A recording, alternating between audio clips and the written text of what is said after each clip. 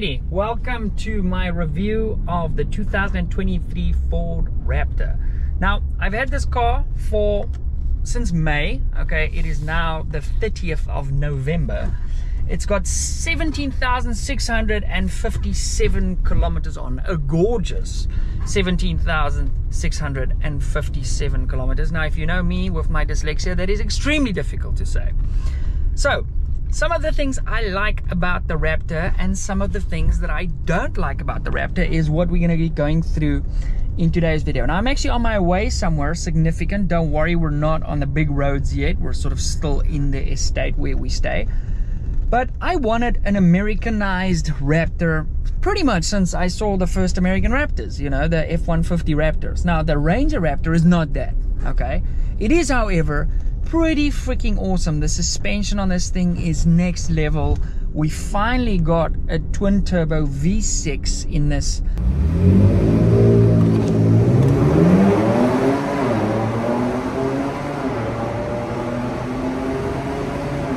And to be quite honest, it's thirsty, okay? So I'm not getting 7 kilometers per liter, and I've been driving very nicely for the while. Oh, an electric scooter.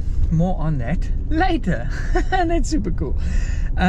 So currently I'm getting 6.7 kilometers per liter, not liters per 100 kilometers. So that is important to note there. And I've been driving nicely. You know, I've used this to go hunting, get my kid from school, just a daily, you know, a run around. And also in today's video, I'm going to tell you why I'm going to end up selling the Raptor. Sorry, I was just signing out security there. Now, ever since I got it, the very first thing that I didn't like about the new Raptor is all the red accents. It is crazy. They went all out. We've got my bag over there. But there's red in the seats. There's red freaking everywhere. And I'm more of a, you know, do the nice red stitching like we have down here. Like, that's kind of my vibe. Even this is okay. But the whole madness in red really didn't do it for me. And at some point, I was actually considering reupholstering the seats. But if you know me, you know that I tend to not keep cars this long. Now, for the regular viewers that have been watching this channel, I've been uploading sporadically. But what I was thinking of doing is actually converting this into a car channel, because I've got friends with some really cool cars, and you know, we've made a substantial effort on the firearms side on YouTube to grow, you know, sort of that channel. And if we could do the same in the car space, that would be very cool. So this is kind of my first take on doing a car video. Now, back to the Raptor. It's a phenomenally driving car. If you have it in sort of its eco mode, if you will, it's freaking stunning. It's a lovely, lovely motor car. Now, it can also turn into an absolute beast and light up the rear tires like it just did, you know, without really trying that much. And this is still like in the normal mode. So it can do that. And my little girl, when I get her from school, she says to me, "Papa tires," which means, you know, light up the tires when we do certain turns. It drifts nicely around traffic circles. Now, 294 kilowatt with the BF Goodrich all-terrains that this sucker comes with is not going to last very long. So if you drive like that, it is not going to last very long. If you look behind me, you will see my Porsche Cayenne, or Porsche depending where you're from, following us, because we're actually on our way to a dealership to drop off this very Raptor. Now, outside I went for a white one, okay? I've always been a fan of white cars. It's just kind of what it is. I like the white look with the black bits of trim and stuff. It looks really, really nice on this spec car. I didn't go for a canopy. Now, why is the reason we're selling this? Let's get past this old generation Raptor. Speaking about that, while we do that, we're not going over the speed limit, obviously. I really loved the previous generation Raptor too. However, it just did not have the juice. When you put your foot down, it wouldn't respond in a way that, you know, you want a car of that sort of look to respond. And in fact, some would argue that it could potentially be a little bit dangerous. And, you know, it depends what kind of driving you do. But when we want to get past big truck or a row of trucks, because we have those in South Africa, because our railway network is basically non-existent at this point, and you want to overtake 1 or 2 trucks, if you don't have the Vuma to go for it, you can get yourself in some scary situations. Now add to the fact when you're putting a trailer or something like that, obviously the Raptors aren't designed to tow stuff, you know, it's not great. Whereas conversely on this, I've pulled you know, my camping setup, I've pulled our hunting trailer with a lot of meat, I've loaded a lot of meat on the back, and it's never had an issue with putting power down when we need it. Now circling back to the canopy thing I was saying earlier, that's one of the reasons why I'm selling this. I don't like how, for me personally, this is my personal opinion, I really don't like how the truck looks, or the bucky as we call it here in South Africa, looks when you put a canopy on. And I know there's some very pretty canopies out there which aren't, you know, they aren't cheap, but I just don't like the styling. And as a result of that, you're basically limited to putting stuff on the 2 rear seats at the back there. And you know, I'm in the firearms space, so we're often driving to matches and stuff with firearms, and it's really not, you know, the best. So in a real world situation, an SUV is probably a much better bet. So stick around on this channel to see what car I'm actually replacing this Raptor with, because I'm getting that tomorrow morning. Now I've got a few other cars on order, and then I'm going to kind of decide which ones we go for. But it is an exciting time, and I've always been kind of, you know, a motorhead type person. So hopefully you guys are enjoying this style of video. Obviously if we do a car channel, it won't be this. I'm kind of forced to do this video like this purely because I won't have this car in 30 minutes from now, so I've got to get the video done. Now, a couple of cool things that this does. For example, if you're sending a voice memo thing on your phone, or as we call them here in South Africa, voice notes, if your aircon is on full blast, it'll actually like temporarily dim the aircon so that the guy, you know, on the other side can get better audio quality. And little things like that is super cool. I think value for money wise, this is an insane buy at just over R1 million. 1.15 million is what I paid for it. And yes, I'm gonna lose a significant amount of money when I sell this today.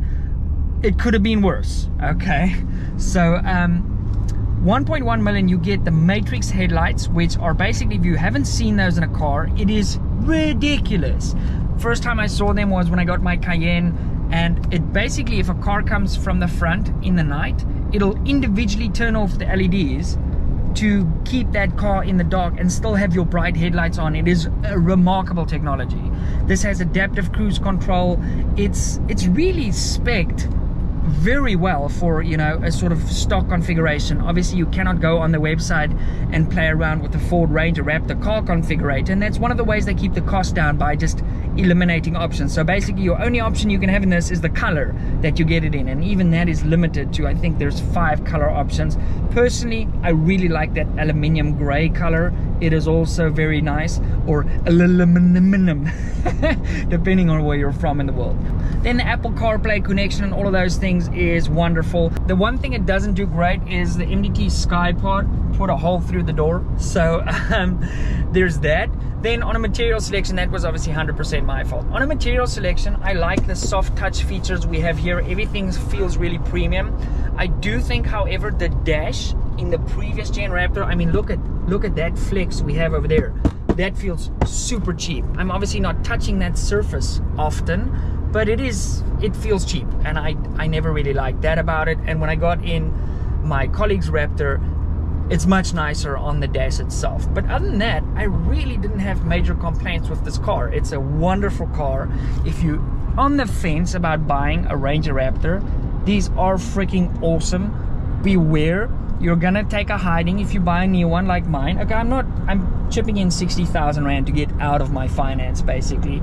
So it's not great, but you know, 60 grand goes a hell of a long way in South Africa. So it's still a significant amount of money. It's about $3,000, give or take the current exchange rate. Then a couple of modifications I've done. I've added the Ultra Vision LED spots in the front, game changer. I've got a video on my other channel how to wire those in. Those lights have been a game changer when we go hunting and stuff like that. And those lights really have been a game changer with the amount of light I'm able to put down when we go on these long hunting trips, and we're often driving in the middle of the night. And if you know a kudu likes to run in front of cars, and it can be extremely dangerous.